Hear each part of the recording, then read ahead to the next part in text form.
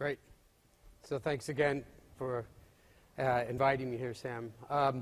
It's great to be back to this group. So you've seen slides like this. Let's see, first I got to figure out how to use the pointer. Hang on just a second. There we go. Slides like this many, many times, and at this point the role of cytokines in autoimmune and inflammatory disease is axiomatic. But I've been sort of thinking about this problem of cytokines and how they work and their molecular basis of action for about the past couple of decades to the previous millennium or so. And I just wanted to share with you where that led and sort of how that's changed as technologies have changed. And then, as was alluded to, what we can do about this and what we can do to treat our patients. So, in fact, with the molecular biology revolution and the discovery of hundreds of immunologic receptors, including hundreds of cytokine receptors and cytokines, we've now capitalized upon that with biologics. So there's numerous monoclonal antibodies against cytokine receptors, et cetera, that have really revolutionized our fields. The one thing that we've been sort of thinking about is how can you target the action of cytokines within cells, and maybe the theme that I'll be developing through this talk is the targeting cytokines on the outside is obviously very effective, but it's not so tunable. If we learn more about what's happening on inside of the cell, then that maybe will give us some more subtleties. So that's what I'm going to talk about. Okay, so the pathway that I've been involved in, as you heard about, is the jakstat pathway. And most of you know this, but in case you don't, and I should say, if anybody has to give these lectures, feel free to write to me. I'll send you my slides, and then you don't have to do the work. Cytokines bind to cytokine receptors, and receptors, this class of receptors, the Janus kinase employing receptors, type 1, type 2 cytokine receptors. The JAKs are associated with the cytokine receptor. Upon cytokine binding, the JAKs become activated. They autophosphorylate, transphosphorylate, they phosphorylate the receptor, and the phosphorylated receptor provides a docking site for molecules that have SH2 domains like the STATs, which then become activated and go to the nucleus and regulate transcription. These are the cartoons we've been making for, the last, I don't know, 15, 20 years or so. And it really seems like this is pretty much the nuts and bolts of the pathway. No doubt there's many more things that we'll have to learn in the future about the pathway, but this is a pathway that's,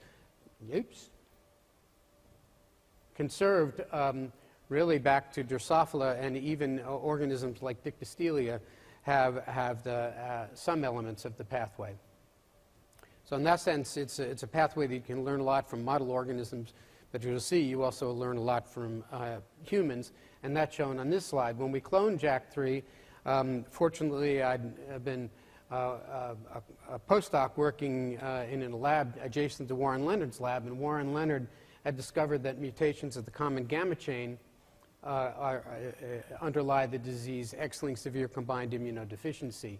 And with Warren, we showed that JAK3 associates with the common gamma chain, and then we predicted that patients who had a clinical presentation that was similar to XGID, but were not just boys, might have mutations of JAK3, and that turned out to be true in the papers that are cited here with Gigi Notarangelo and Becky Buckley. But in that paper, one of those papers, we made this bold claim. We made this claim that if you targeted JAKs, this would represent a new class of immunomodulatory drugs. So this is where I have to get to my disclosures. So in fact, we patented the idea of targeting JAKs, and then at that time we formed a collaboration with Pfizer. And I also have to acknowledge the fact that I've made lots of money on this. I have a U.S. patent, and I work for the government, and so last quarter, so literally over the years I've made hundreds of dollars on this. So so I am very conflicted, so if you want to ignore what I have to say from now on, it's understandable. But when we pitched this idea to Pfizer in the early 90s, Paul Chingalian and a very talented chemist Mark Flanagan picked up this idea and came up with the drug Tofacitinib, shown here. And again, if you had asked me at the time the likelihood of succeeding, of developing a molecule that could mimic essentially ATP, that again seems unbelievable. But in fact, chemists do that routinely now, of course, taking advantage of what we've learned about the structure of kinases and capitalizing upon unique aspects of different kinases. So at this point, we have multiple FDA-approved JAK inhibitors. Ruxolitinib was the first JAK inhibitor approved. It's a JAK1, JAK2 inhibitor. It was studied in polycythemia vera, where you have mutations of JAK2 that are gain-of-function mutations. And so this was a rare disease in which the first JAK inhibitor was approved. Tofacitinib is a JAK1, JAK3, and also to an extent JAK2 inhibitor, and that's been approved for rheumatoid arthritis, but as you heard, is being studied in many other diseases, including psoriatic arthritis, juvenile arthritis, spondyloarthropathies, inflammatory bowel disease, psoriasis, as you know, and now more recently in dermatomyositis. You heard about alopecia as well from the work of a number of groups who were here in the audience, and you heard about Angela's work on the evidence of the jakstat pathway and it limiting hair growth, and then the effect of Tofacitinib. And also, as well, the role of JAK inhibitors in treating diseases like vitiligo, shown here from King's group. You may not have heard of Barisanvir yet, but rheumatologists have certainly heard of Barisanvir. There have been 4 phase 3 studies, and the excitement about this drug is that Barisanvir appears to be superior to methotrexate, obviously the drug everyone uses first in rheumatoid arthritis, and even superior to some of the gold standard molecules, TNF inhibitors. I wanted to take a moment, though, and tell you about an NIH patient. This is Leo. He's 6 years old. He was well until age 3. This harkens back to the talk earlier today, who developed a severe dermatitis, scratching, and itching. Was diagnosed as having food allergy. He was put on a restricted diet. Leo actually smelled bad and had frequent bathing required. Was sort of driving the family crazy. Put on prednisone, but that didn't help.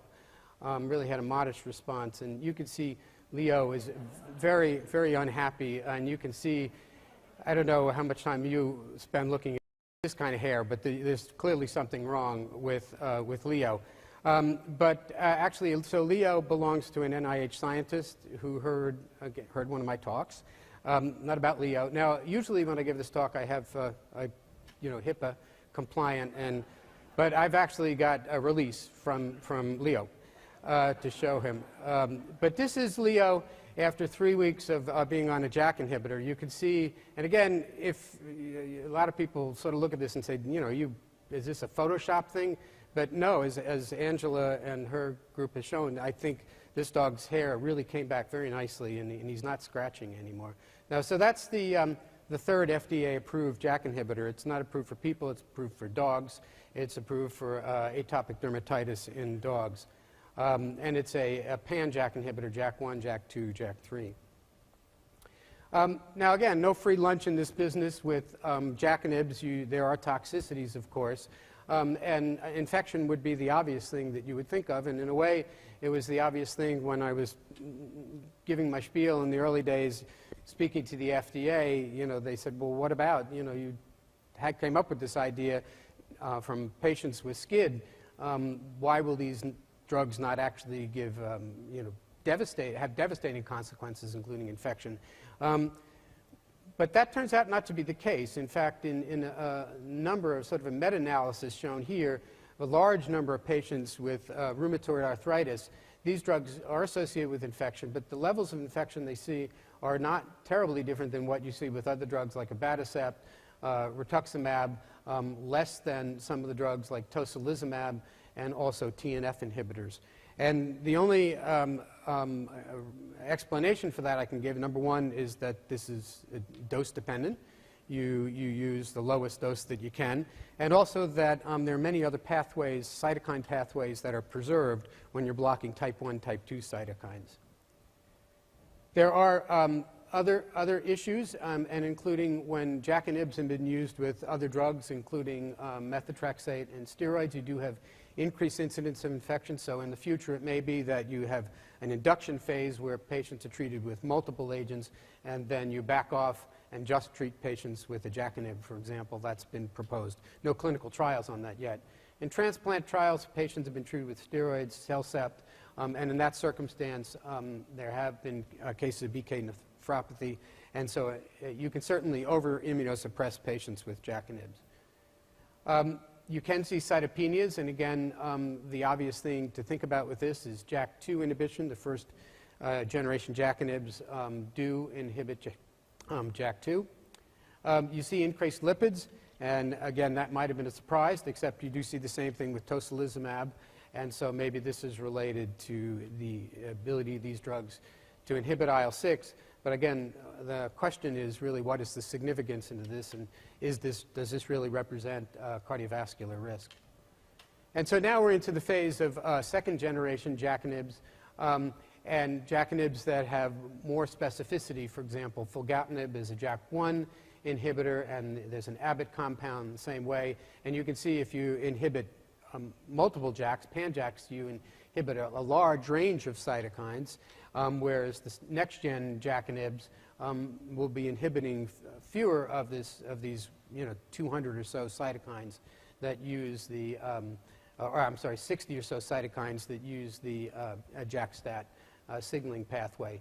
Similarly, the desarnotinib is a JAK3 inhibitor, and so in this case, you'd be inhibiting very few cytokines, just the gamma chain cytokines shown here.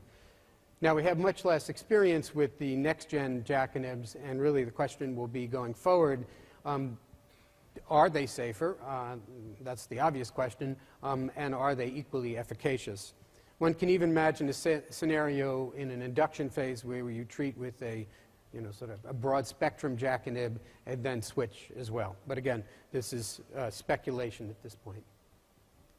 So what I showed in the beginning was the biological DMARDs, the drugs that have emerged from, as I mentioned, this molecular biology revolution where we can target all of these different cytokines with monoclonal antibodies. And now we're sort of in a back to the future situation where we're using oral agents, but the idea here is that because they're small molecules, they're easy to tune responsiveness. So I want to switch now, in the last part of my talk, to thinking about the impact of cytokines on the genome. So a big surprise, to me anyway, when the genome was completed about a decade and a half ago or so, was that the genome was not mostly genes. The genome is mostly stuff other than genes, including lots of RNAs that we heard about earlier today, and lots of other parts of the genome that are not translated, even if they are transcribed. And so the question at the time was, well, is this all just junk, or does it do something? And from initiatives like ENCODE, we know that 80% of the genome really is active, and in many cases active in a cell-specific manner, and I'll show you a little bit of that in a moment. And when we look at genetic links with human disease, we see that most of the links with human genes are not in the genes themselves, but in the rest of the genome. And so we've been thinking about this as a way of thinking of, if we looked at the genomic responses to cytokines, that maybe that could give you a clue as to what the cells were really thinking, what really had we been missing about the molecular basis of cytokine action. So one of the approaches that we've taken is to look at histone modifications shown here, and I'll just show you a small example of that. So we learned around 2007 or so that histone 3 lysine 4 monomethylation was a mark of a poised enhancer, and then when you had the deposition of histone 3 lysine 27 acetylation due to P300 and its relatives binding, that represented an active enhancer. So we thought it would be interesting to look at how the active enhancer landscape emerges in T cells that are being exposed to cytokines. And again, that was possible with this breakthrough in next-generation sequencing. I'm going to skip some of the things that we found and cut to the chase right away. And one of the things that we found was that, in fact, there are thousands of these switches, and they're highly cell-specific. So, for example, Th1 and Th2 cells have 20,000 switches, of which 10,000 are unique to Th1 and Th2 cells. And that was really very shocking to us in the early days, thinking that in the particular experiment that I just explained, the cells were the same cell just a few days ago. So you take a naive cell, you culture it with cytokines, and then you see this emergence of 10,000 unique switches. But that became a bit clearer when, from the work of Rick Young and others, and our work as well, when you appreciated how enhancers are deposited within the genome. And Rick coined the term super enhancers. My boss, Francis Collins, and coined the term stretch enhancers. But in many respects, they're talking about the same thing, that there's parts of the genome where you have tremendous deposition of these enhancers in a cell-specific manner. And it was Rick Young pointed out that it's this part of the genome where you have enrichment of GWAS hits, again, and you have hits in super enhancers that are active in the cells that would help you understand the pathology of those disorders. Rick made the argument that thinking about super enhancer structure gives you clues to cell identity. And so we were interested in this study thinking about what were the most relevant T-cell switches. And again, the idea that we were thinking about was we wanted to take a non-biased approach and have the cells tell us what they thought was important to them, rather than us trying to impose our ideas on what was important to the cell. Again, the data are published, so I'm going to go through it very quickly. But this would be an example, and would come as no surprise to you, is what's an example of a super enhancer in a T cell. Well, the interferon gamma locus, here's the promoter shown here, and here's the transcription of the interferon gamma gene. And you see all this action around the interferon gamma locus in a cell-specific manner. So again, we were very puzzled at first why you would have so many different switches in Th1 and Th2 cells, since in many respects they're so similar. But again, when you think of it from the point of view of super enhancers, you can see right away why you can see so many different enhancers. And you can also see here that you have the transcription of the interferon gamma gene. You also have the transcription of this long non-coding RNA called NEST. And the group at Stanford, Howard Chang and others, have studied NEST and have studied the role of NEST promoting interferon gamma gene. But this also illustrates another aspect of what we found, which was that non-coding RNAs are enriched for super enhancer architecture. And that's shown in this slide as well. So again, when you think about it from this point of view, you think about all these different switches, like these guys over here are controlling the sound right now. They have a board actually that's much, I think this is the board that was in Apple Studios, but their boards over that controlling the lights and the sound and the stuff, video here, is more sophisticated than this. So that's the question is, really, should we just be shutting things on and off like with a light switch, or even when we get really sophisticated with a rheostat, a dimmer, you know, that you can buy at Home Depot? Or should we be thinking about tuning the immune system in a way that electrical engineers think? So again, let me just give you a quick story related to that. And that is that when we look at parts of the genome that are affected by a drug like Tofacitinib, you can see in these violin plots that it's the super enhancer parts of the genome that are affected more than typical enhancer genomes. So that is how these drugs are working. So maybe we should think more about these regulatory parts of the genome. So let me tell you a quick vignette that was just published a couple of weeks ago, where we were thinking about the relationships between innate and adaptive lymphocytes, that even though we thought T cells had this monopoly on selective cytokine production, in fact, we found recently that there are innate lymphocytes that also have this ability. And the question is, do the relationships look more like this, or ILC1s like Th1 cells, ILC2s like Th2 cells, as we name them, or what really are their relationships?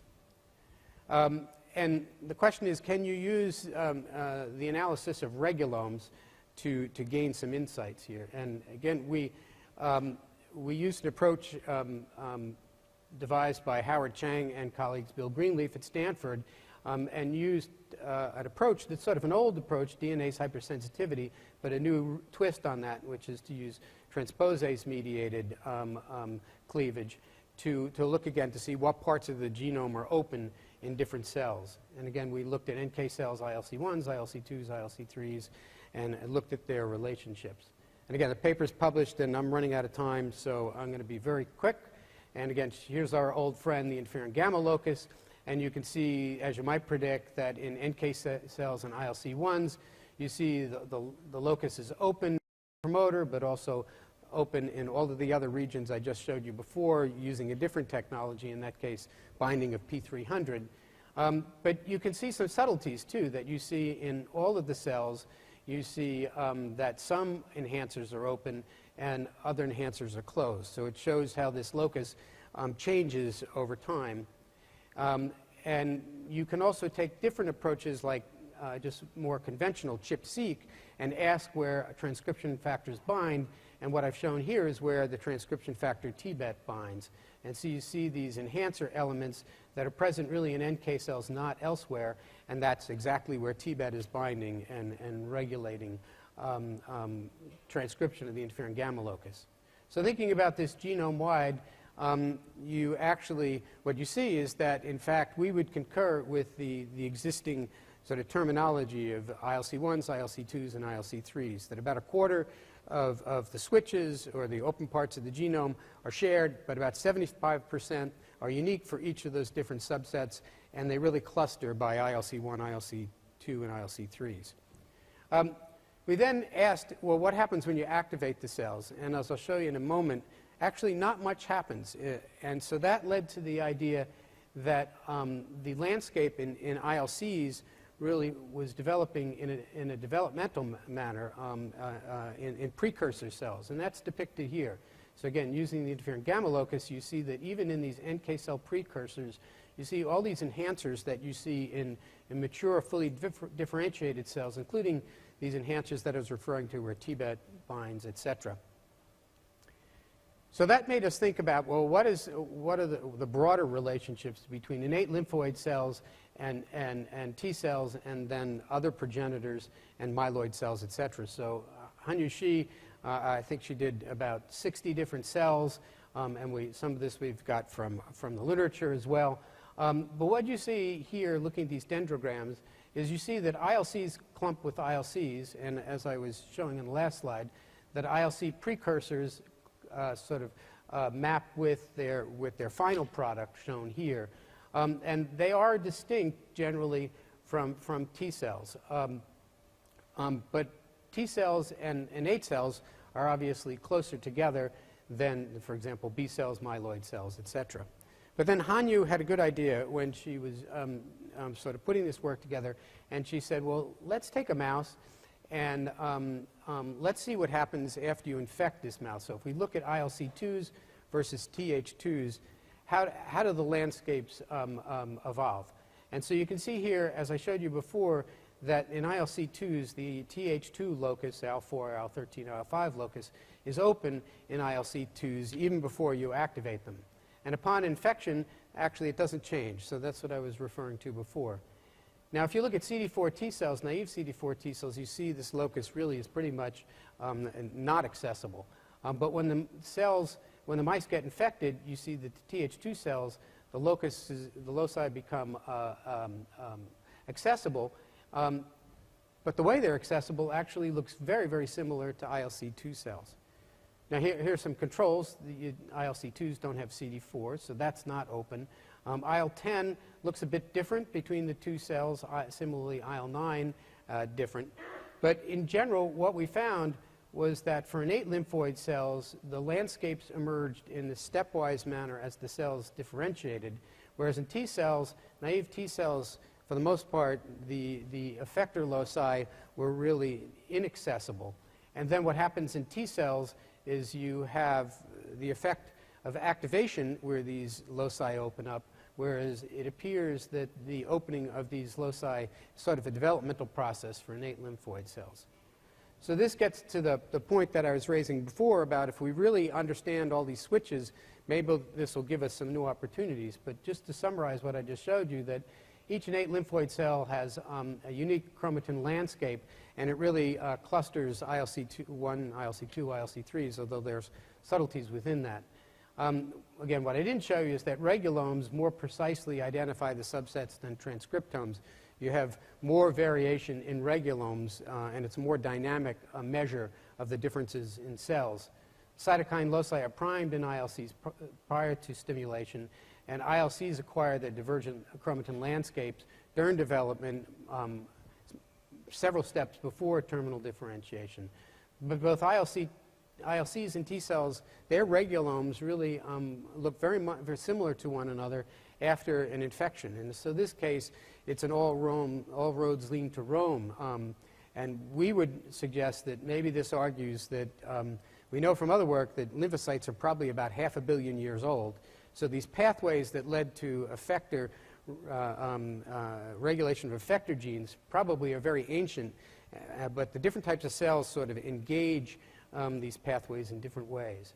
So again, thinking of what lies ahead in the future, you know, the biological DMARDs, as I alluded to before, would be like throwing off the switch in a room like this, or using, you know, a dimmer switch, but in fact,